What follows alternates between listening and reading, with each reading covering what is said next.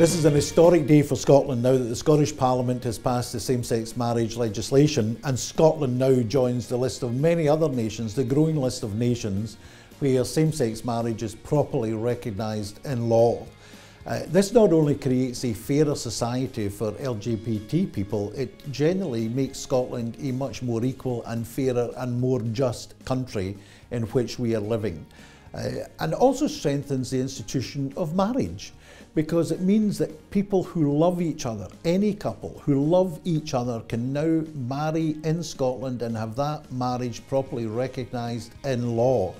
I myself have been married for 35 years to my wife Isabel, and I don't feel the passage of this legislation in any way threatens my marriage or my love for my wife, and I'm sure many people in Scotland feel exactly the same way. The vast majority of people feel the same way.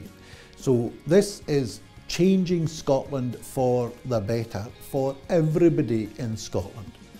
And the priority now is to implement the legislation. Now, as everybody knows, we have to get further legislation in terms of amendments to the Equality Act passed at Westminster, and our Westminster colleagues are working very closely with us to achieve that.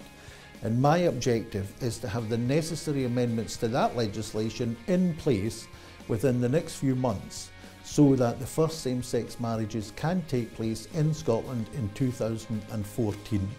And I look forward to the day when that happens. We will work with our Westminster colleagues to make it happen as quickly as possible.